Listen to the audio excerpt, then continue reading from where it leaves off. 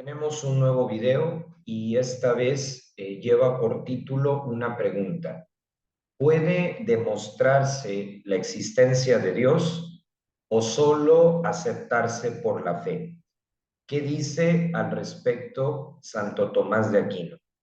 Antes de empezar, les quiero contar, como casi siempre hago cuando me pongo a grabar un video, de dónde salió o cuáles fueron las circunstancias que me dieron la idea de tocar este tema y no otros, pues que también son muy importantes.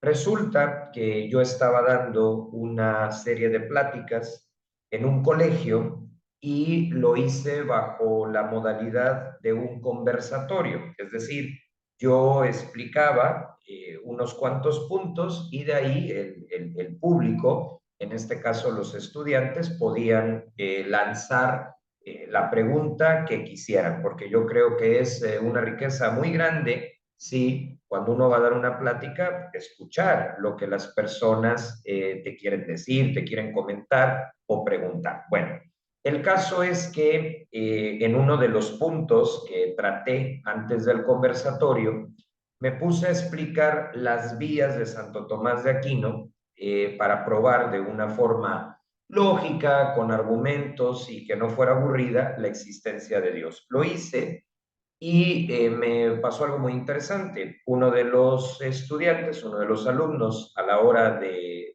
hacer la pregunta, me planteó una cuestión, la verdad, muy interesante, tan interesante que por eso estoy haciendo este video. Y él me decía que si de verdad era necesario que yo tratara de argumentar la existencia de Dios si era una cuestión de fe, una cuestión de creer o no en su existencia.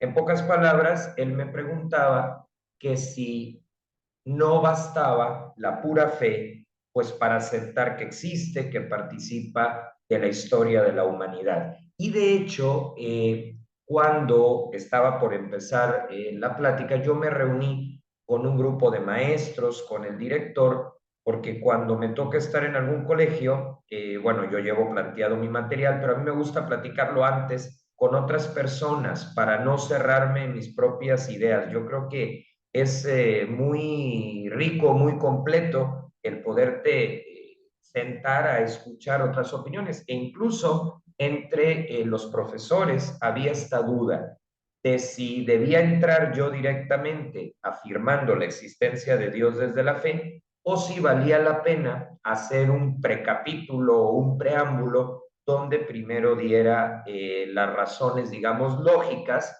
y luego pasara yo a la aceptación de la fe que como bautizados tenemos, que como bautizado tengo, ¿no? Entonces, incluso en el claustro de profesores estaba dividida la opinión, ¿no? Así que yo dije, bueno, como no es concluyente, pues voy a empezar por la explicación lógica y luego vemos, pues, cuál es la reacción. La gran mayoría de los estudiantes, por no decir el 95%, sí estuvo de acuerdo con que primero había que dar razones, digamos, de tipo natural y luego ya como parte de la aceptación a través de la fe, de la creencia, de la confianza en Dios a través de la persona concreta de Jesús.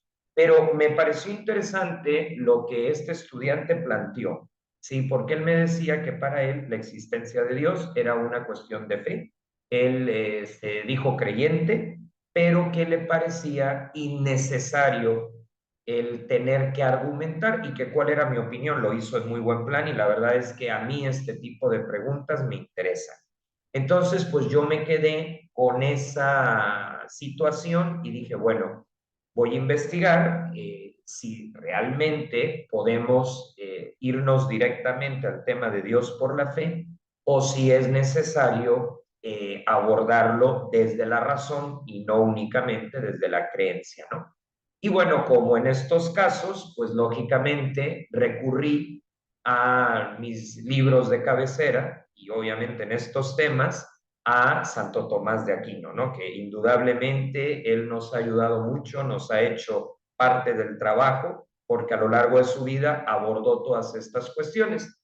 y yo encontré la respuesta que buscaba a este interrogante que se me presentó en la Suma contra Gentiles, ¿no? Que es una obra de tipo apologético, es decir, argumentativa, y precisamente en el primer libro, en los capítulos que ahorita voy a mencionar, Santo Tomás también se planteó esta pregunta de si era necesario utilizar argumentos desde la física, desde la química, sobre todo desde la física, porque él lo toma de Aristóteles, o simplemente decir, bueno, con creer basta y con creer pues ya tenemos el camino recorrido. Así que bueno, de ahí salió este video y ahora que ya se los pude explicar para que se entienda, pues vamos a abordar el índice. Primero, porque hay algunas personas que se han ido sumando a este canal y bueno, no todos están en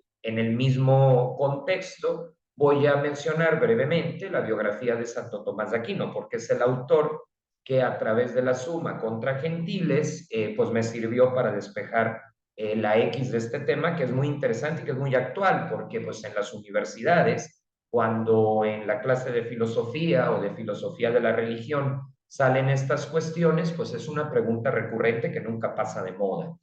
Luego vamos a ver en el punto 2 el contexto de esta pregunta, aunque ya les adelanté de dónde salió, y posteriormente qué dice ya en concreto la Suma contra Gentiles, tanto en el libro como en el capítulo respectivo. Y por último, ¿a qué conclusión podemos llegar ya con una lectura o relectura contemporánea? Es decir, de el 2023, ¿no? Del año en el que nos encontramos. Bueno, de entrada, brevemente, ¿quién es Santo Tomás de Aquino? Esta es la breve biografía que nos plantea la página de los dominicos, que está claramente citada en la parte inferior y que me parece muy completa para entrar en materia. Bueno, tenemos sobre la mesa que Santo Tomás de Aquino nace en el castillo de Rocaseca, en lo que hoy es la República Italiana, en el año 1225. Fue hijo de los condes de Aquino y recibió desde muy niño la educación religiosa y científica con los benedictinos de la abadía de Monte Cassino, ¿no? Ahí fue el primer contacto con las preguntas filosóficas que van a marcar su vida. Después de eso, hacia los 14 años aproximadamente, va a pasar a la Universidad de Nápoles y ahí va a iniciar también una experiencia fuerte. Va a descubrir en todo este proceso su vocación para ingresar a la orden de predicadores. Y luego, por indicación de Fray Juan Teutónico, el maestro de la orden, sucesor desde luego de Santo Domingo de Guzmán, el fundador, va a terminar sus estudios en París, Francia y en Colonia, Alemania, bajo la guía de San Alberto Magno, otra de las grandes figuras que más adelante le dedicaremos un video, quien le convence sobre la necesidad de profundizar en Aristóteles. Esto es muy importante porque la parte de la Suma contra Gentiles que yo voy a mencionar parte de la reflexión que Aristóteles plantea sobre poder argumentar la existencia de Dios desde la física. A los 32 años, Tomás de Aquino obtiene la cátedra de teología en París, ¿no? Así como datos breves, pero para que entendamos quién va a ser nuestro autor de hoy y el que nos va a ir acompañando. Después de París va a impartir clases, docencia en Roma y en Nápoles, y en todo este proceso va a elaborar diversas obras literarias de gran valor. Obviamente destaca su obra cumbre, la Suma Teológica, que como un comentario era una especie de libro de texto para estudiantes, ¿sí? O sea, era muy interesante. Estaba preocupado porque los alumnos tuvieran una fuente que les ayudara a estudiar y entonces desarrolla la Suma Teológica. Santo Tomás de Aquino muere en la abadía de Fosanova el 7 de marzo de 1274, precisamente cuando se encontraba de camino al concilio de León, obviamente convocado por el Papa. Fue canonizado el 18 de julio de 1323 por Juan XXII y luego San Pío V, el 11 de abril de 1567, lo declaró doctor de la Iglesia. León XIII, el 4 de agosto de 1880, lo proclamó patrón de todas las universidades y escuelas católicas que hay en el mundo.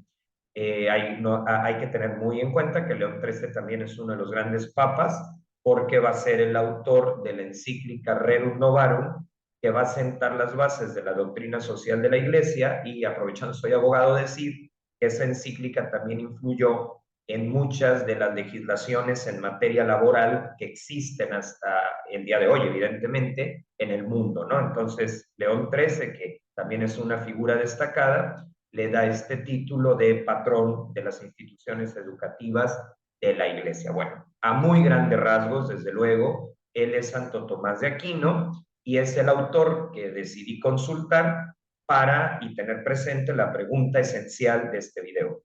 ¿A Dios lo podemos explicar desde la razón o simplemente hay que aceptarlo desde la fe? Bueno, dicho esto, pasamos ahora al contexto actual y tiene que ver con la anécdota de lo que se dio en aquel conversatorio, que yo lo disfruté mucho y que me abrió la mente, ¿no?, a una serie de argumentos. Y bueno, el contexto es hoy como ayer, porque ya lo decía al principio del video, esto es una pregunta que pasa de generación en generación y es bueno que pase, porque yo siempre he dicho, sí, que si no hay dudas, no puede haber certezas, no puede haber argumentos. Entonces, la duda mueve el desarrollo intelectual, científico, tecnológico. Por eso digo, hoy como ayer, muchas personas se preguntan si es necesario gastar tanto tiempo y energía, como lo estaba haciendo yo en la primera parte del conversatorio, en tratar de probar la existencia de Dios, considerando que es una cuestión de fe, porque ciertamente para acercarnos a Dios, el tener fe te abre el panorama, te abre la posibilidad de experimentar su presencia y de conocer lo que es la espiritualidad y no un dato frío y calculador simplemente. Sobre el punto anterior, y esto ya acercándonos al cierre del video, respondemos que si bien la fe es un regalo que se nos da, la Iglesia nos los ha dado a través de personas concretas, nuestros papás, una abuela, un profesor, lo que sea, este regalo, que además es un elemento indispensable para conocerlo, nos dice que Dios es también razonable. O sea, si bien la fe es un elemento indispensable para conocerlo, no es el único. También opera la vía de la razón. De manera que, aunque no podamos abarcarlo o explicarlo al 100%, resulta necesario reconocer su huella en la naturaleza, en el llamado diseño inteligente, que es una de las vías de Santo Tomás de Aquino, que la desarrolló modernizando, por decirlo de alguna manera, o actualizando lo que ya Aristóteles en el estudio de la física había planteado. Bueno, pues entonces aquí está el contexto. ¿Vale la pena argumentar o simplemente partir del hecho de que si uno cree, ya con eso Dios es evidente por sí mismo? Bien, esto es lo que vamos a responder. ¿Y cómo lo respondo? Bien, en la Suma contra Gentiles, Tomás de Aquino aborda la cuestión en el libro primero, en el libro número 1, capítulo 10, en números romanos.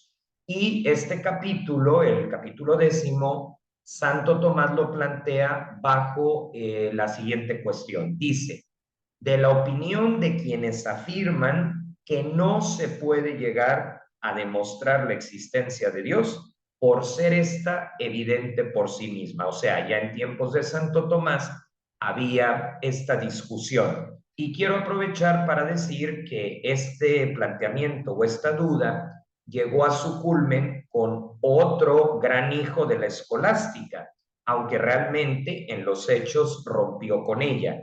Y estoy hablando de Guillermo de Ockham o William de Ockham, quien va a dar origen a la escuela nominalista. Guillermo de Ockham era precisamente, o va a ser, una de las voces dentro de la historia de la filosofía cristiana que se va a oponer a ese exceso, porque así lo consideraba él, de tratar de demostrar la existencia de Dios. Para Guillermo de Ockham, la vía principal, y de hecho la única, era la fe, y no tenía que plantearse esta cuestión. Por eso digo que rompe con la escolástica, porque uno de los elementos claves del pensamiento escolástico era justamente explicar a Dios en términos de la naturaleza, o sea, en términos científicos, en términos de lógica. Entonces, Guillermo de Ockham va a ser esa otra voz que también es interesante y que también es válida, ¿no? El papel primordial de la fe.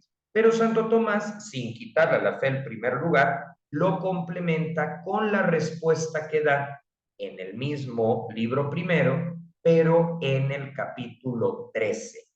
En ese capítulo, Santo Tomás de Aquino ofrece razones según las cuales tenemos que explicar a Dios tanto desde la fe como desde la razón. O sea, para Santo Tomás de Aquino no era pérdida de tiempo argumentar con las leyes de la naturaleza. Para él, primero había que explicar a Dios en términos de lógica y posteriormente, por supuesto, basarse en todo el contenido de la revelación, que son las citas bíblicas, que para él la Biblia, la palabra de Dios, era esencial. No podemos entenderlo fuera de esta perspectiva.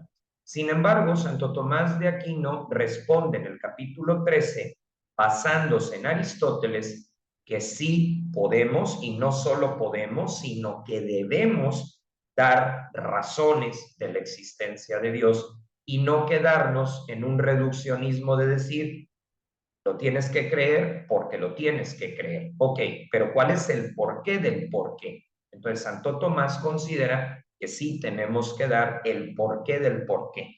Y él lo que va a hacer es lo siguiente. Él dice, Aristóteles descubrió el motor inmóvil. De manera sencilla y para no alargarnos mucho, ¿qué es el motor inmóvil? Aquel que mueve sin necesidad de ser movido por otro motor. Aristóteles descubre esto al observar pues que el sistema solar está en constante movimiento por todas las fuerzas físicas que entran en juego. Pero dice Santo Tomás, si Aristóteles logró hablar del motor inmóvil, es porque estudió la naturaleza, es porque no se quedó únicamente en la fe, únicamente en la creencia, sino que hizo uso de la observación y en cierta manera del método científico para llegar a la conclusión que tuvo que haber un motor que no fue movido por otro y que sin embargo provoca el movimiento o provocó el movimiento de todos los demás. Con esto, Santo Tomás nos dice que a Dios lo necesitamos explicar tanto en términos de razón, y cuando digo razón me refiero a este tipo de argumentos, a este tipo de lógica, y por supuesto con la fe. Y esto me parece tremendamente actual. Ya vamos a ver por qué es actual en las conclusiones. Por lo tanto, Tomás responde en el capítulo 13 que Aristóteles, con el argumento del motor inmóvil, probó la existencia de Dios, lo que la vuelve razonable y hasta cierto punto, porque Santo Tomás reconocía que había un límite accesible a nuestro conocimiento, pero Santo Tomás insistía, aunque no podamos agotar la grandeza de Dios con nuestro intelecto, sí podemos acercarnos y como tenemos la capacidad de acercarnos, no sería ético ni sería responsable que renunciáramos a esa capacidad de acercamiento. Dicho esto, podemos llegar a tres conclusiones. La primera, el conocimiento de Dios implica dos vías complementarias que son la fe y la razón. Esa es nuestra primera conclusión a la luz de lo que Santo Tomás contesta en esta primera parte de la Suma contra Gentiles, que como digo, tiene un elemento argumentativo, ¿sí? ¿Qué quiere decir esto? que el ser humano puede conocer a Dios. Existe en nosotros esa capacidad, pero no puede hacerse solamente por la vía de la fe o solamente por la vía de la razón, sino ambas a modo de complemento. Es decir, que si es necesario dar razones científicas hasta donde sea posible de la existencia de Dios y no simplemente decir existe porque lo dice la Biblia. Por supuesto que para Santo Tomás la Biblia es la máxima instancia de autoridad, como también lo es para todos nosotros, pero no basta con decir lo dice y es, ok, lo dice, es, pero aparte te lo puedo explicar en términos, digamos, laicos o seculares para poder llegar pues a un público mucho mayor, porque también en la suma, Santo Tomás argumenta que no todo el mundo tiene el mismo acceso a la información, el mismo tipo de formación en la fe y que por lo tanto no para todo el mundo Dios es evidente. Y de ahí viene la segunda conclusión. En la realidad actual, considerando los efectos del secularismo, ¿qué es el secularismo? Que el número de creyentes hoy por hoy no es tan grande como el que había en tiempos de Santo Tomás. Claro que también se puede discutir si todos los que se decían creyentes en la Edad Media lo eran por convicción o porque no les quedaba de otra, ¿verdad? Sin embargo, lo que trato de decir con este punto es, si yo ahorita trato de probar la existencia de Dios ante un público que no es creyente, sí, que no es católico, y lo hago diciéndoles, lo dice la Biblia y así es, no me van a aceptar. De bote pronto no me van a aceptar porque todavía no tienen esa experiencia de Dios, porque todavía no han profundizado. En cambio, si yo les explico las 5 vías, si yo empleo la lógica, porque Dios se muestra en su diseño, no digo que los vaya yo a convencer, tampoco es un lavado de cerebro, ni mucho menos, pero van a escuchar mi propuesta. Claro que yo les quiero proponer a Dios y claro que yo quiero que así como me ha hecho un bien a mí, si ellos libremente lo aceptan, también les hago un bien. Pero lógicamente yo no puedo llegar simplemente diciendo que en la revelación lo dice. Para mí la revelación es la verdad con B mayúscula, pero porque yo ya he hecho un recorrido que ellos y ellas todavía no han hecho. Entonces, en la realidad actual, considerando los efectos del secularismo, o sea, el poco conocimiento a nivel sociedad de quién es Dios, de quién es Jesús, es quizá más necesario que en tiempos del propio Santo Tomás o que en tiempos de Guillermo de Ockham, donde casi todo el mundo daba por sentada la existencia de Dios, probarla, pero ahora a través de argumentos naturales. O sea, hoy por hoy es más necesario el argumento de la existencia de Dios frente a una sociedad que no cree, ¿sí? No la estoy criticando, simplemente estoy haciendo un diagnóstico y que a través de razones científicas hay mayor apertura que si voy directo y sin escalas a las razones de fe. Es fe y ciencia, pero Santo Tomás recomendaba que primero habláramos en el contexto y en el lenguaje del interlocutor. Y como la ciencia es algo que, bueno, es evidente, ¿no? Y en espacios académicos es el motor o debería de ser el motor, pues a través de él yo puedo hacerme entender, ¿sí? Y la tercera conclusión es que a Dios no lo vemos con los ojos humanos, pero sí lo percibimos a partir de sus efectos en la naturaleza. Yo no veo el viento, pero sí me doy cuenta de que mueve el árbol, que mueve las palmeras, ¿no? Quienes vivimos en zonas de puerto, las palmeras son muy características. Lo mismo pasa con Dios. Yo no lo veo con mis ojos, pero me doy cuenta que existe porque su huella está en la naturaleza. Por ejemplo, decimos, Dios es infinito. ¿En qué parte de la naturaleza está eso? Pues en los números y en el signo de infinito que forma parte del lenguaje matemático. Si decimos Dios es orden, ¿dónde encuentro el orden? En el universo, ¿sí? En el movimiento de los planetas, la rotación, la traslación, etcétera.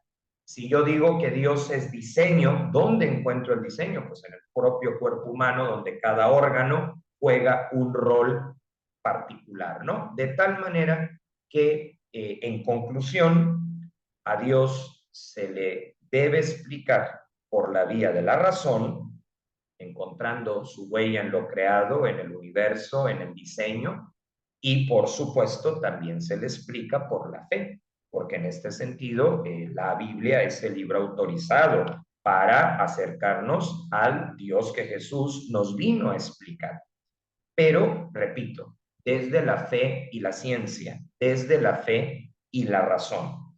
Para Santo Tomás de Aquino no fue pérdida de tiempo las vías para demostrar la existencia de Dios. ¿Por qué? Porque gracias a ellas muchas personas se han acercado a la fe que no lo habrían hecho si se hubiera empleado otro modo más reduccionista, más simplista o incluso de decir, acéptalo porque lo tienes que aceptar. Santo Tomás de Aquino es, hay que aceptarlo, pero te doy las razones, tanto lógicas, tanto naturales, como por supuesto las razones de fe, las razones teológicas. En conclusión, el conocimiento de Dios implica dos vías complementarias que son la fe y la razón. Segundo, en la realidad actual, considerando los efectos del secularismo, es quizá más necesario que en tiempos de Santo Tomás o Guillermo de Ockham probar la existencia de Dios a través de argumentos naturales o de argumentos laicos para que se entienda. Y tercera y última conclusión, no vemos a Dios, pero sabemos que existe porque lo apreciamos a partir de los efectos que ha dejado en el diseño del universo, en el diseño de la realidad. Pues con esto concluimos este nuevo video sobre la filosofía cristiana, sobre la filosofía católica.